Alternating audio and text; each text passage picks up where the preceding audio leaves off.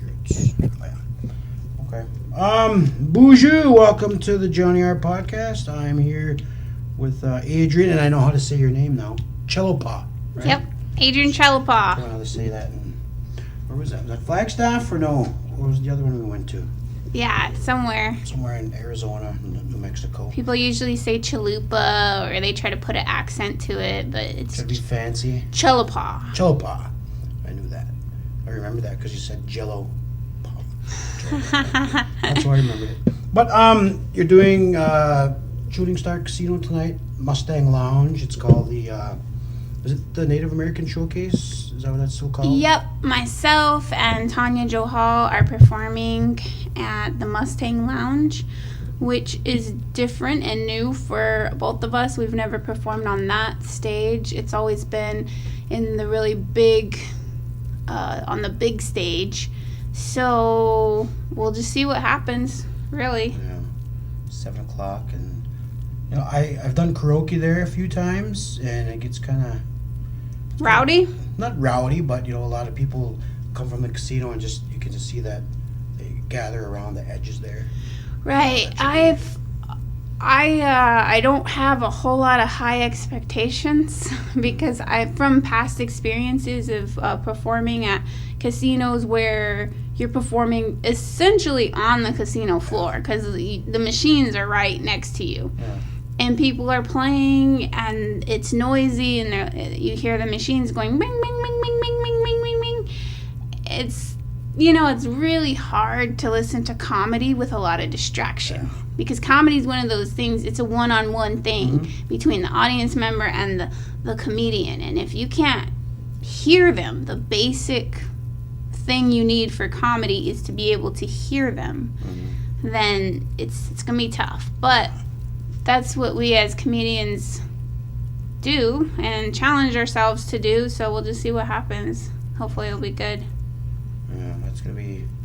I've never seen acts up there before. They usually have the music and karaoke. That's all I've seen up there. Yeah, we'll see what happens. But either way, I like Minnesota. Minnesota's always been good to me, so I'm always happy when I come. I feel like Minnesota, was it Minnesotians or Minnesotans? Minnesotans. Yeah. Okay. They're, I feel like they get me, or I get them. I don't know, we have a connection. Maybe if I want to get all new age spiritual, maybe in a past life, I was from Minnesota. Maybe you were an Ojibwe princess or something. Yeah, my great grandma was an Ojibwe princess.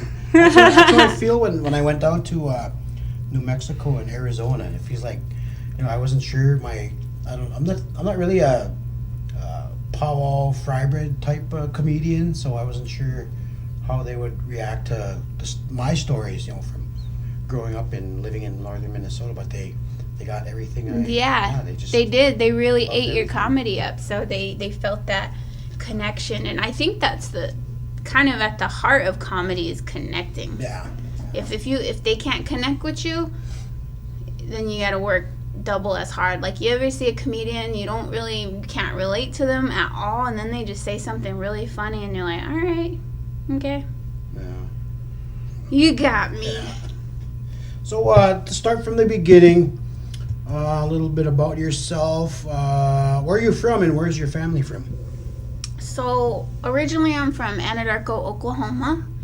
I'm Kiowa Apache, and my mom's white, and that's pretty obvious.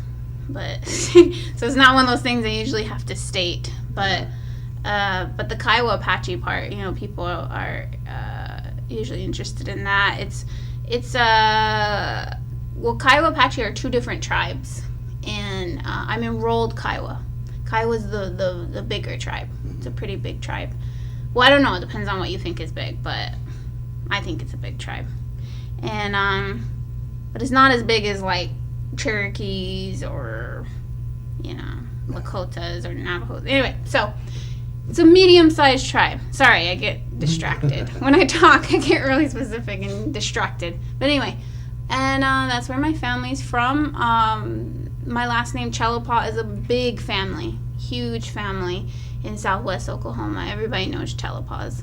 My my grandpa was on council for the Apache tribe, and my grandpa, like, you know, my dad's dad was a powwow guy, and so people know the name from that. And I just have a lot of family, lots and lots of family, and some of them claim me and some don't. Nah, just kidding.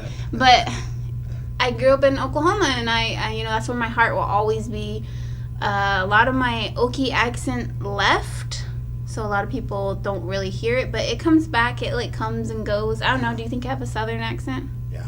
Okay. I was thinking that I had it under control and it was gone, because people back home, it's thick. Like their accent's really thick. You know, like, hey y'all, how y'all doing? Hey, y'all. Yeah, it's a lot thicker. But and I moved to Durango, Colorado when I was 18 to go to college, and I met my baby daddy out there, and I shacked up and was out there ever since. And then we finally moved to Albuquerque because I needed cheaper flights, really. That's what that's about. But yeah, that's me in a nutshell, I guess. Okay. So what were you like in high school? Did you change that all? I went to public school all the way up until 9th grade, and then I got kicked out of school, and then I went to boarding school from 9th grade, or from 10th grade till I graduated. And I graduated from Riverside Indian School. Shout out Riverside, aka the Side. Sounds so gangster. It is gangster. Lots of gangsters running around there making gangster babies. But anyway, so I in high school I would say I was definitely a class clown, but my teachers didn't appreciate it, and I don't blame them. I heckled them a lot. I had detention every day of my life, and then I got suspended, and then I got swatted to go back to school to finish out my 9th grade, and I failed 2 classes that year. I was just like your typical teenage angst rebel, yeah. And also I had a stepdad who was Comanche, and he was really activist type, and he really schooled me on a lot of things about the government and about natives, and he really instilled that activist side in me. And everyone in my family was like that. My dad's like that. He's really outspoken, and just, you know, he really schooled me too on activist things, and my mom too. So I come from just a lot of people who fought the government or didn't really play along, and so it's natural for me to be that way a little bit. And then when I went to boarding school, I had to behave because I got in trouble right away, and they put me in transition dorm, which is like boot camp. And then I quickly realized that if I wanted to finish school, and because I was a good like student, I made straight A's. So my problem wasn't my my grades or anything. It was my behavior.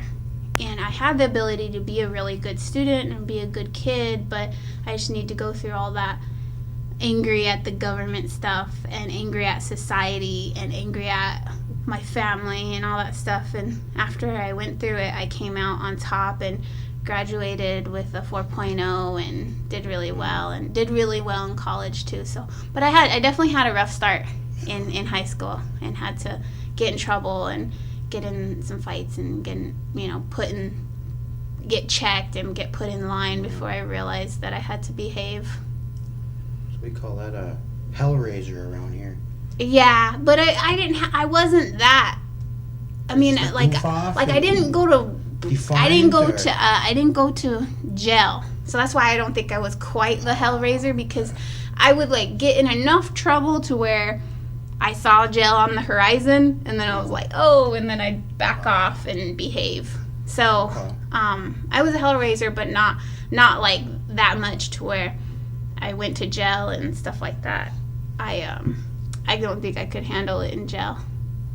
Yeah. Yeah, I couldn't handle Yeah, it. you There's don't too look- many jokes there, you don't right? look like There's jail too material, there's yeah. too many jokes there. I just couldn't handle it in jail. So yeah, and I was nerdy. I was really nerdy. So like I needed to just stay in my lane and be a nerd and behave. But it's always my mouthpiece that got me in trouble. And I think that's with comedians in general. We kind of figure that out about ourselves. Is like if we can't what is it? If you can't say nothing nice, don't say nothing at all. But with comedians, we don't have that ability. We have to we have so much shit to talk. I don't know if we can cuss. Yeah. And we have so much crap that comes out of our mouth that we need to do something good with it. I can relate to most of that because I didn't get in trouble, but I was just I had older sisters that did get in trouble, so I knew my boundaries. I know where to, pull back because all my sisters got whoopings and I never did. So Were you younger? I was younger. Yeah, so the younger one usually learns from the Especially older. the boy. Yeah, the boy can get away with Oh, a yeah. lot. The baby boy especially. Yep. Especially probably all reservations. The baby boy gets to do whatever he wants and Pretty much, yep. stuff like that. He can get in trouble and then, oh, poor thing. Yeah. Yeah, I got a lot of that, but so what did you think you were going to be when you grew up? I was actually planning to be a lawyer because my mom was like, you're really good at bullshit and you should be a lawyer. And I took that offensive, obviously. I was like, Mom, that hurt my feelings. But then as I seen what she was talking about, what she meant is that I had the ability to be eloquent in my words. I'm a much better writer than I am a speaker. I can, I don't want to toot my own horn, but I can write. I'm pretty good at it. But I can't spell though for anything to save my life. But they're not the same thing. So, anyways, I was gonna be a lawyer, and that was the plan. When I was in college, I was trying to keep my GPA above a 3.8 because most law schools, the law schools I was looking at, they needed your GPA to be really high, above a 3.5. So I graduated magna cum laude with a GPA of 3.8. So that was the plan. Then grad school, I enrolled in grad school in Oklahoma at Northeastern State University, and then I immediately withdrew because I saw how much debt I was going to go in, and I decided that a piece of paper wasn't worth 60 grand to me. So I decided to take a different route, and I had to do something creative. That was the main thing. I felt like if I didn't do something creative, I was going to go crazy. So about the end of 2010, beginning of 2011, I quit my job and I started pursuing comedy full time. So How did you start in comedy? my very first time on stage was in 2005 at Fort Lewis College. I was 20 years old, and it went really well. It was at an open mic night.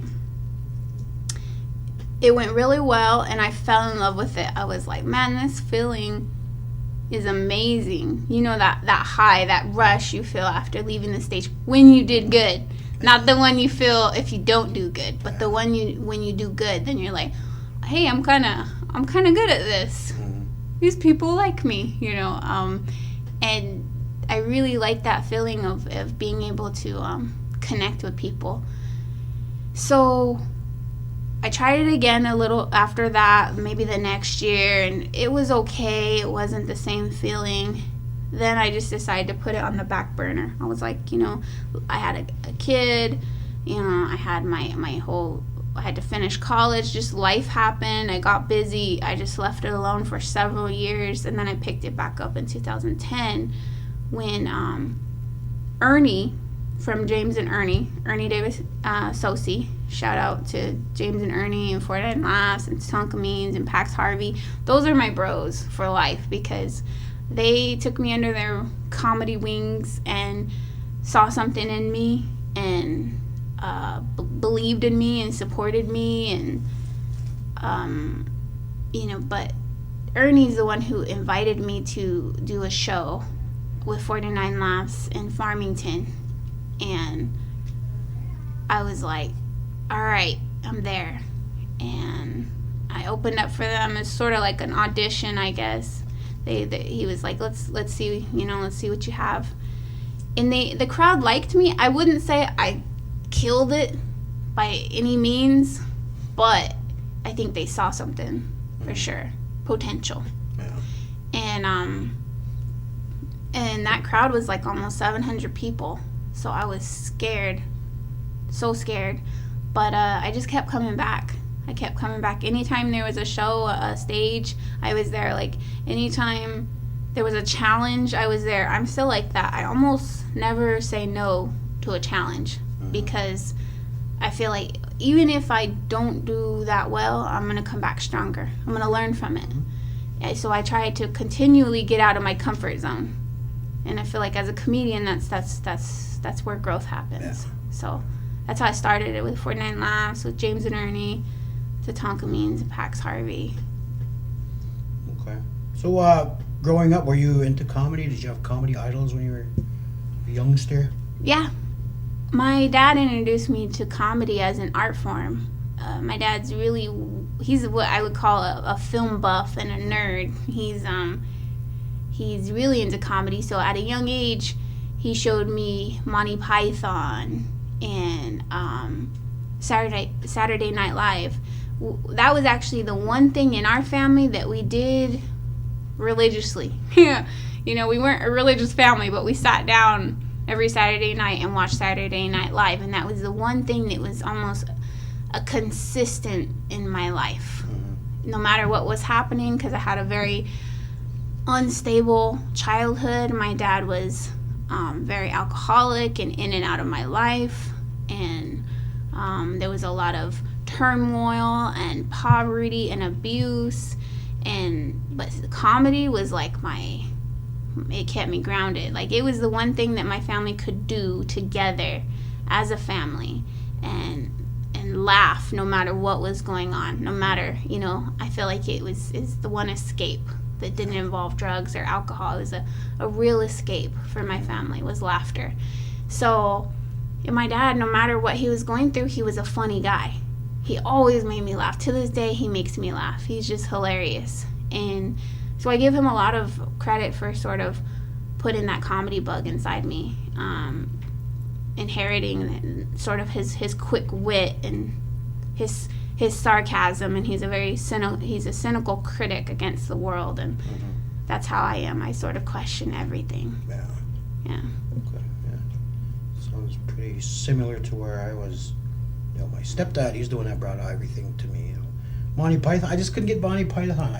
You didn't get into it. I couldn't get into it. He showed me the traveling circus or whatever, laughing his ass off, and I was just sitting there, because somehow I got a cassette tape of Eddie Murphy. I think it was called Delirious, and I was like 8 or 9 years old. No business listening to it, but I listened to it whenever my mom and dad are gone. I sit there listening. Yeah. That was my start. That's where you were like, this guy's funny. Yeah.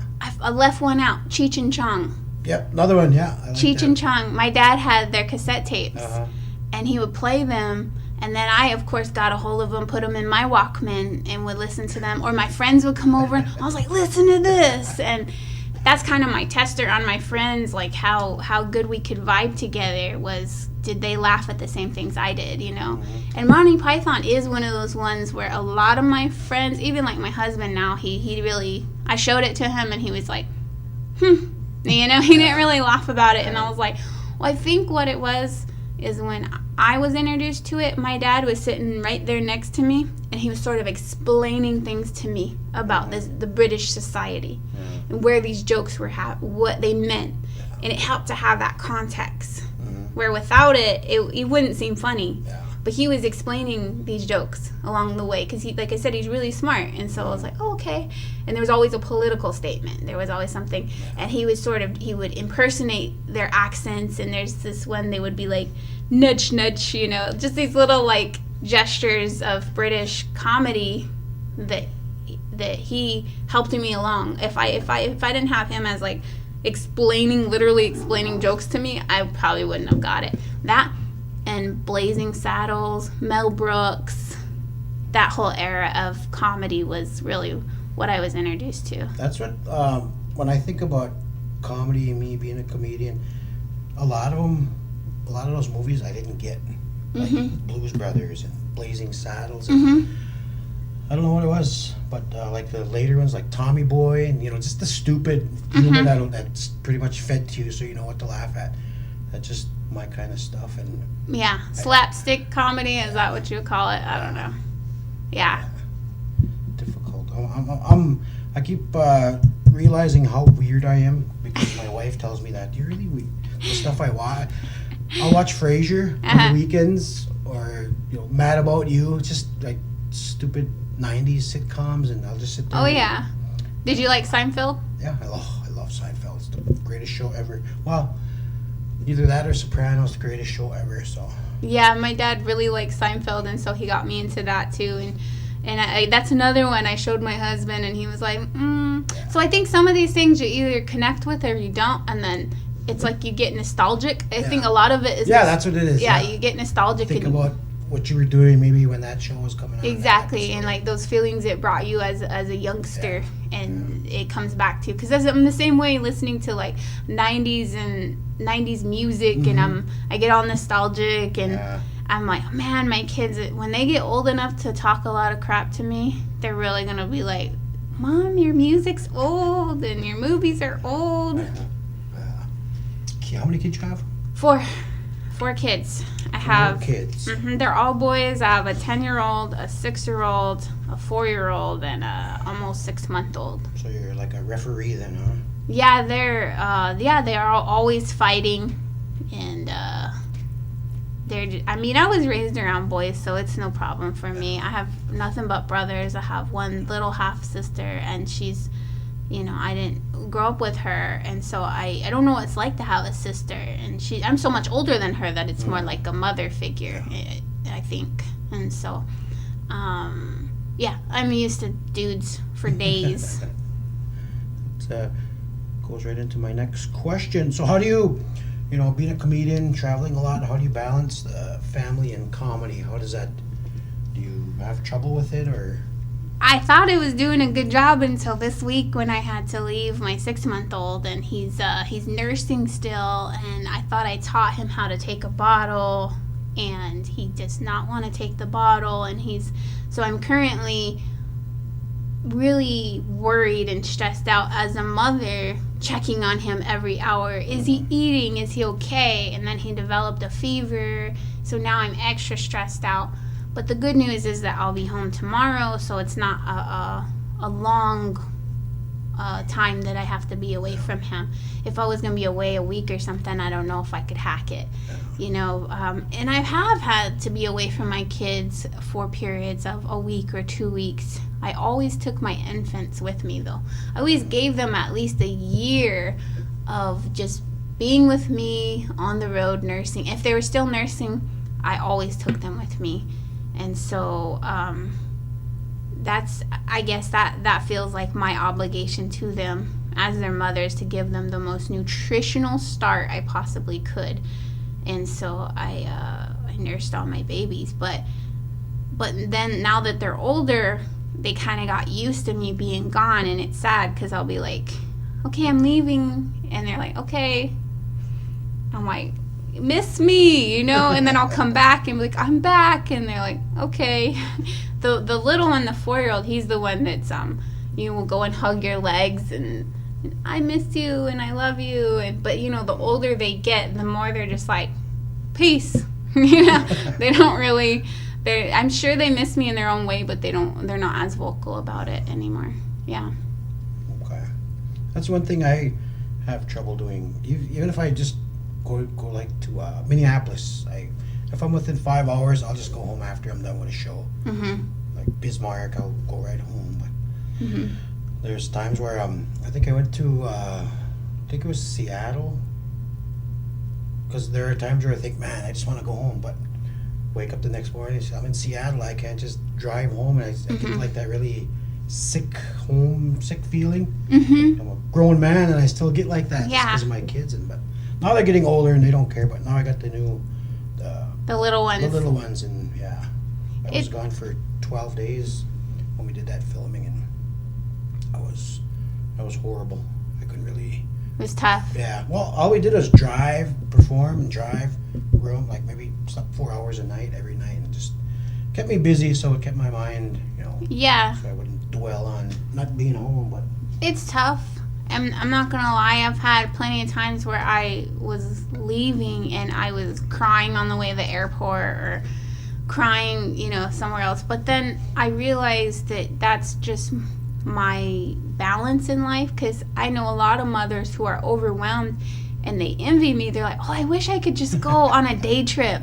I wish I could just go here and go do this and go do that. And then, so I try to be appreciative, too, at the opportunities that I have, and try to treat myself a little bit. Maybe if I have a little bit of extra, because comedians don't always make that much money. And so if I have a little extra, I will, go treat myself, go get a pedicure. So I try to make my distance away as my therapy, while also being a professional and showing up on time and things like that. So you got the Ladies of Native Comedy started. How long have you guys been doing that now? We officially formed in 2014, and we started getting in bookings in 2015, and it's just been sort of like a snowball effect. It's just gotten bigger, and it's a lot of fun.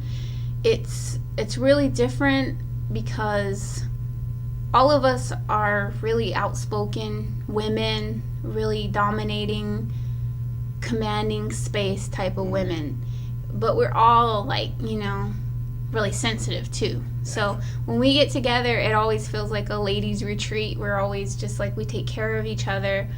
I really care a lot about them, because they really help me out too. When I bring my baby with me, it's like I have 3 other moms. I'm like, here's my baby, I gotta go on stage, and they watch out for him. And so it's and the bros do that too. Like 49 Laughs, they always did that. They were always so supportive, and they still are. That's what I love about I don't know if that's normal in every comedian family. I don't think maybe it is, but we've been blessed to attract really good people and colleagues in our life, and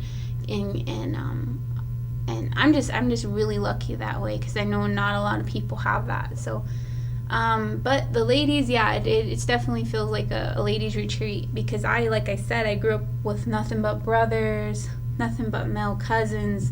And my husband has nothing but brothers. He has one little sister. So I always have needed some sort of feminine energy in my life, and I sought that out. I really needed females, but it wasn't just all about me. I wasn't like, I need women. It was actually, the bigger picture is that there's a real lack of Native Indigenous voices in mainstream. A real lack. And I was tired of seeing Native women painted as just Pocahontas or just victims. I wanted the world to see the funny side of us, the strong side of us, the side of us that perseveres no matter what's going on, the side of us that will make an entire room laugh. That's the Native women I grew up with. Were really strong women who were funny as hell. Like all my aunties and my grandmas, like every time you go home in my family, you want to go to wherever the women are and listen to them talk and listen to them laugh and tell stories, because they're the funniest ones. And that's not to discredit the men in my family or the men in any family. It's just, for me as a young woman, I always gravitated towards my aunties and grandmas, because I just thought they were hilarious. I have a great aunt that was like the dirty type of humor. She just turned everything dirty, and Yeah. always laugh. Even when she's in her, I think she's passed away in her 90s, and she was still like that. She was still sharp, and always had something to say. And Yeah, I think that's what a lot of Native families, they relate. They always relate to that auntie who has a really foul mouth. That's why Tanya Jo Hall's Auntie Beatrice character is so popular, because everyone has an auntie like that. Yeah. Everyone. And so it's like she really is a genius in the sense of marketing that character, Everyone has an auntie like that. And even one of my favorite bits that I've been doing for years and years is what I call my drunk auntie bit, and that's not to play on the stereotypes of drunk Indians, but that's the reality. I have a couple aunties who can kick back some brews, so it's not a stereotype, that's the truth. And they're funny as hell, I love them. Of course, I want them to be well and to sober up, but instead of worrying and crying about them, I guess I figure I might as well laugh. Yeah. So far, been doing comedy regularly for quite a while now. So what has been your I suppose crowning achievement so far? What ranks up there as your favorite moment? Well, I'm not sure I have that many. I'm one of those people that keep striving for more, and I don't think I've accomplished that much. But then that's maybe something you would have to ask other people who see it differently when they talk about me. So I don't really know what I've accomplished other than just being able to do what I love. I know the things that are on the resume that look good, look good on paper, like getting to open for Michelle Obama and getting to meet her, which I screwed that experience up. How'd you do that? I just didn't have anything intelligent to say to her, or charming or anything. Is she intimidating, or you're just? Yeah, she was intimidating, and I think I get really weird around people that I'm impressed with. That's why I'm not one of those people that you see like a celebrity or someone you like, and you go up to them and you ask for their picture and you shake their hand and you say, "Oh, I admire your work." No, I'm like the total opposite. I'll sit somewhere and I'll just stare at them, and I try to avoid them. It's like I want to have that courage to go up to them, but I don't. So instead I just put out really creepy vibes.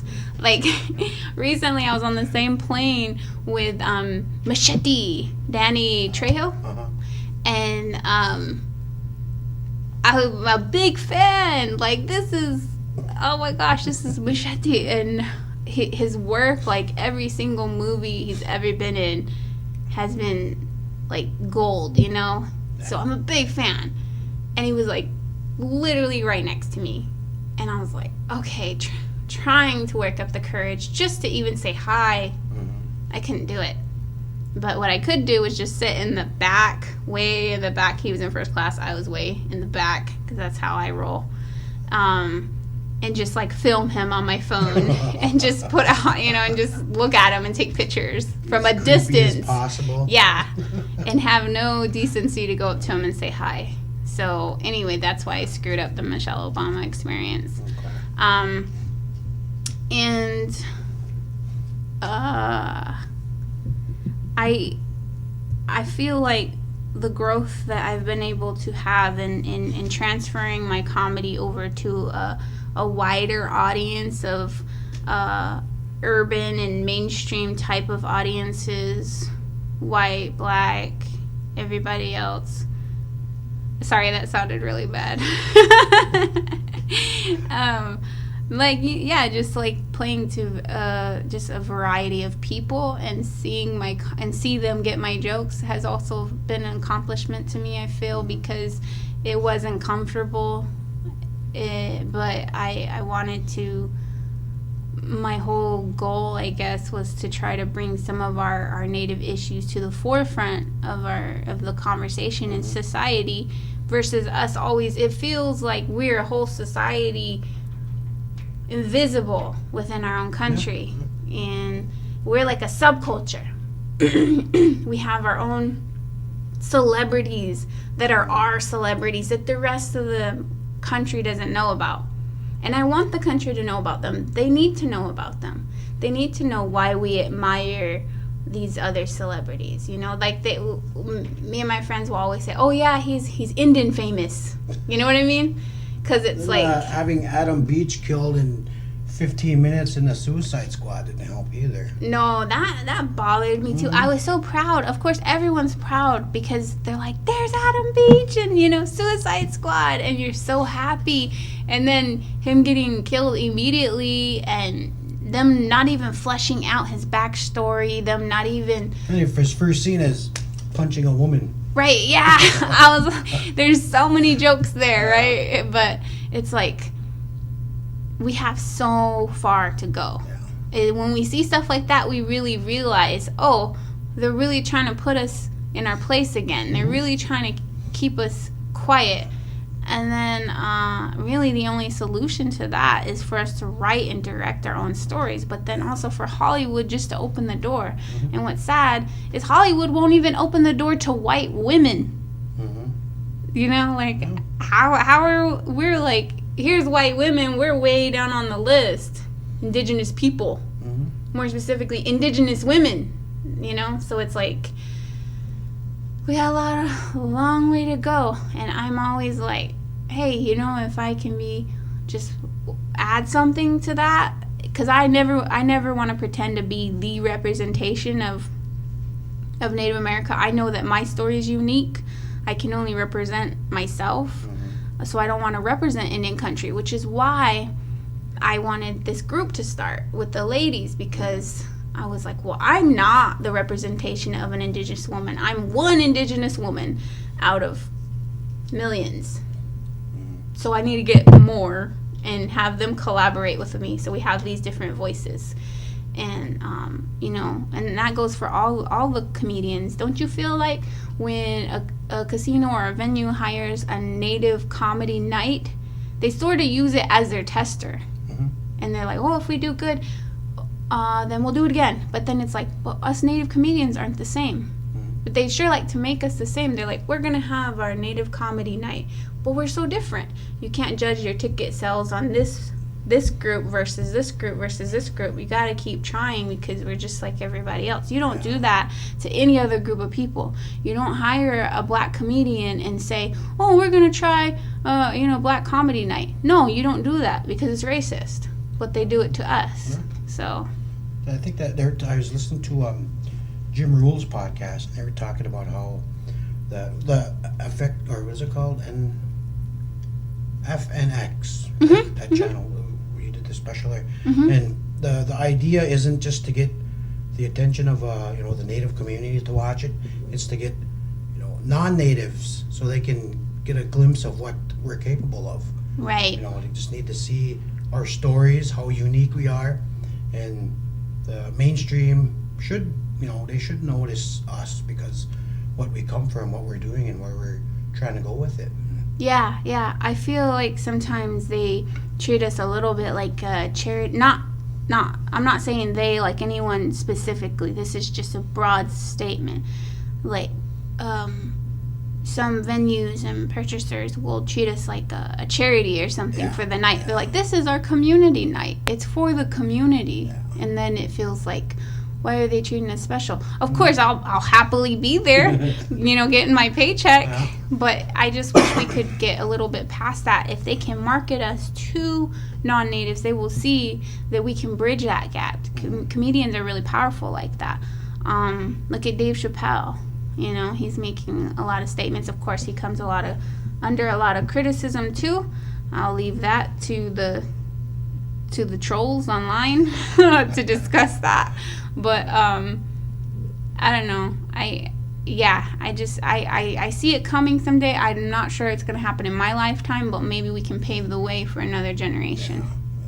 Yeah. YouTube and Facebook video, that seems like I see a lot of these young natives getting millions of views on their stuff, and so that might be one step in the right direction. But I was going to mention that First Nations experience Did you recently film that? Was that a couple weeks ago? Yeah. How was that experience? What was that like? It was amazing. Big time? I felt, it was. It's not often that we go and have professional lighting and professional film crews and hair and makeup. They did our hair and makeup. That's why we were tripping out. We were like, what? Because we just don't get treated like we felt like it was pampering, and they're probably like, oh no, this is industry norms, standard. But we're just like, wow, we just couldn't. We really felt special, and I gave them a whole list of comedians. You were on that list. They probably already have your name already. Yeah, I talked to them. Yeah, cool. So I gave them a whole list because I was like, I really want as many named comedians on that show as possible. And if they can make it happen, then awesome,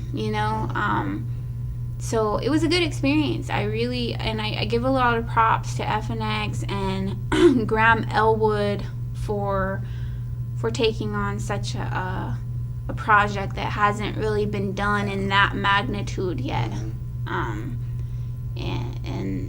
I hope nothing but the best, I have nothing but the best to say about them. It hasn't been done, and it needs to be done for sure. Yeah, I go out there March 18th. Oh, good. Awesome. So a couple months to clean up my act. 10 minutes of clean stuff, so I'll find something. Yeah. But yeah, I got some clean stuff I can. My advice is don't even worry too much about the clean, because Deanna and Teresa both went on there, and they can be potty mouths. Myself too sometimes when I'm feeling it. But they said they gave us some wiggle room. You know what I mean? Like they can bleep things out. Yeah. Is what they said.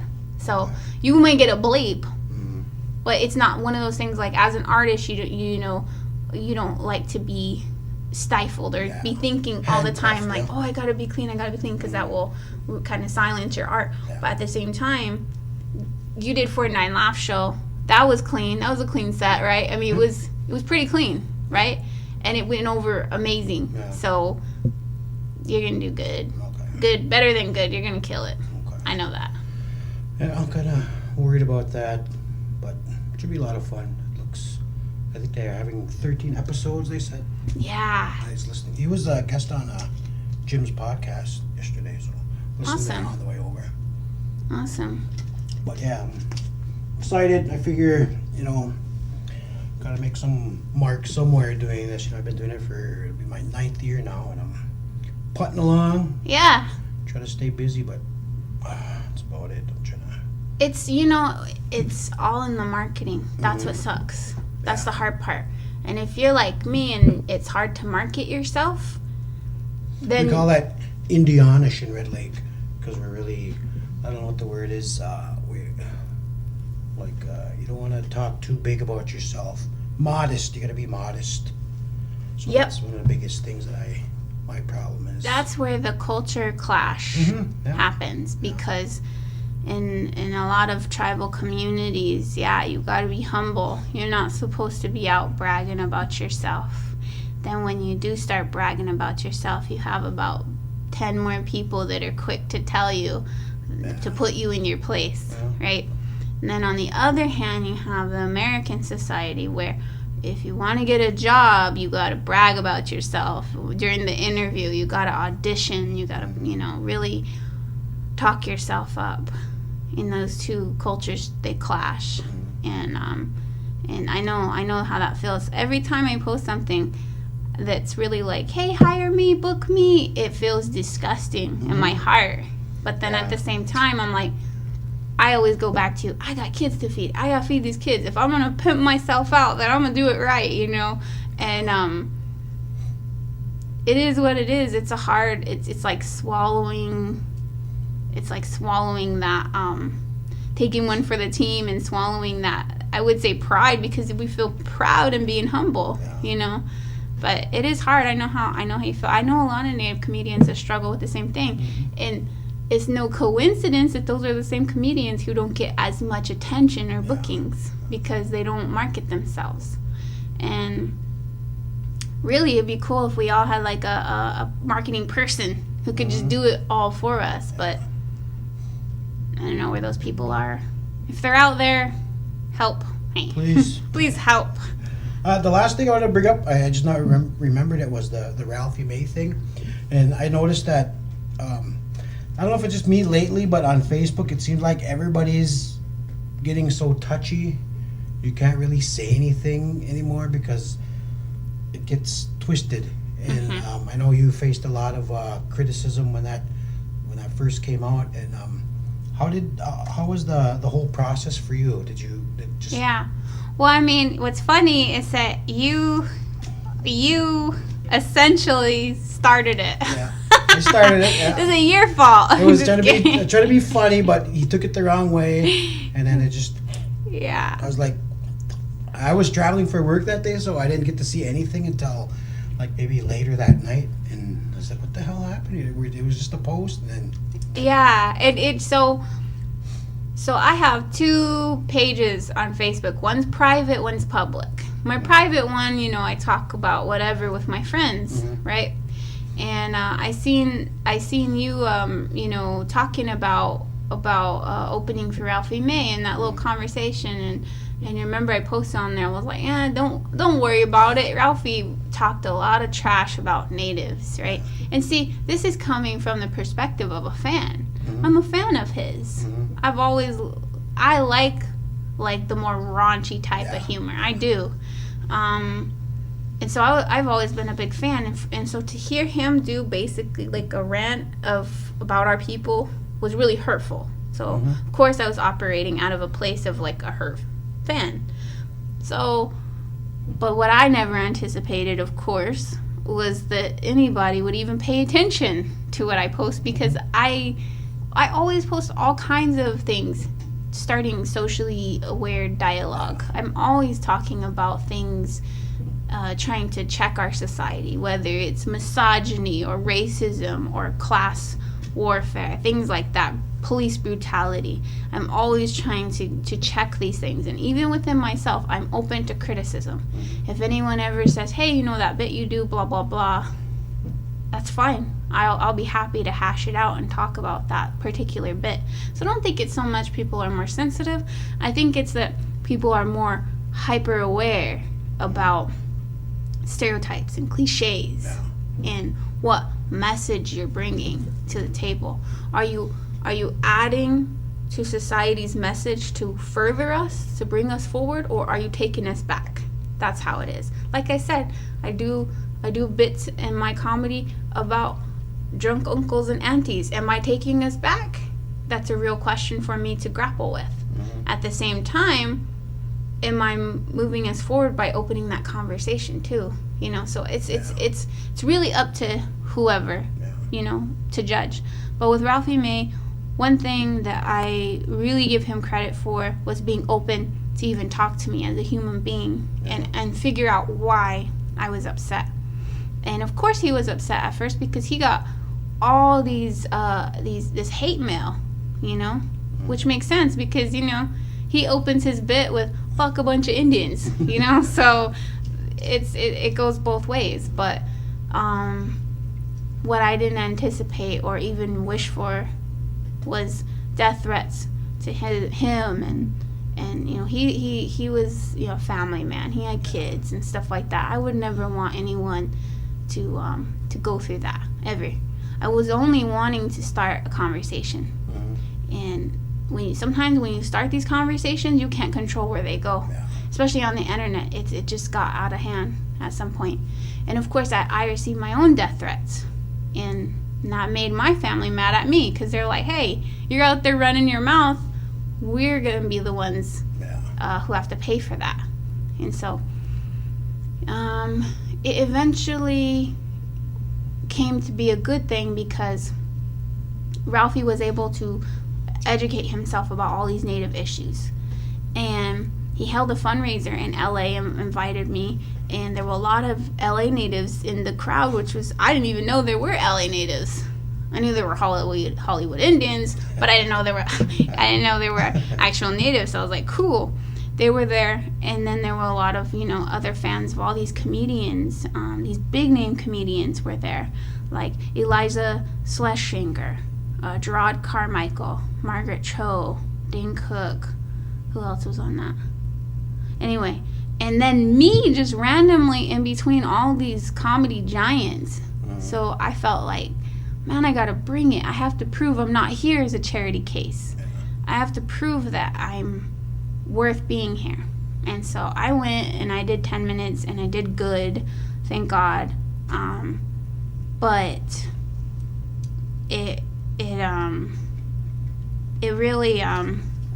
really helped open the door to a lot of these topics, and I feel really sad that Ralphie didn't live a lot longer, because I think that had he lived longer, I think he would have opened the door to a lot more of these issues and talked about them a lot more. I mean, he said to me one time, "I'm not an activist, I'm a comedian." And that really, I sat with that thinking about it, because I realized he was doing what he could in his own way. He couldn't hit the streets in March because that's not who he was. Even though that's something I would do, it's not fair to judge people in what you would do because you're not in their shoes, And then it came down to last, September. I got to open 4 shows for him at the Santa Ana Star Casino in Albuquerque. And these were all his fans, I was worried that they would remember me and not like me or something. But they were really good to me, and they laughed, and it was good for me to see that my comedy transfers to a non-native audience. And then 2 weeks after that, he died.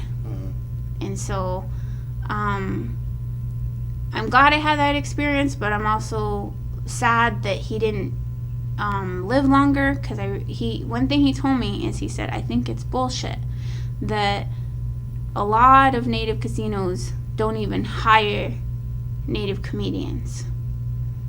And he said, "And as long as I'm alive, I'm gonna see that changes." And he said, "Look at my tour schedule. If you see something on there that you want to be a part of, then let me know." And as he's telling me this, I'm like, all right. And then he was so sick, though. So sick. I mean, he was breathing oxygen in the back. I told him, "You should just go home and rest. If you got to cancel some shows, then your real fans are going to understand that you're sick and that you need to get well." He said, "You're right. You guys are right," because, his whole team, you're really sick, And I knew that, too, and I felt like, man, he's really sick, and I really hope he takes care of himself, because I think that his heart's in the right place, and he does have a platform, and I just, hope he takes care of himself. But, of course, we know that he passed on, and that's life. It's just you have to live in the moment, and you can't really, tomorrow's not guaranteed, so. Yeah, that was sad. He had me lined up for a couple shows in November in Minneapolis. Wow. That was my plan for the winter, but that was good that he educated himself instead of just trying to do the generic apology, and he actually understood what we were upset about. So it's one of the things a lot of people don't understand, that he took the time to learn, because he was telling me backstage, we did a show in Fargo, in Burnsville. He was saying that he had no idea it was like this for us.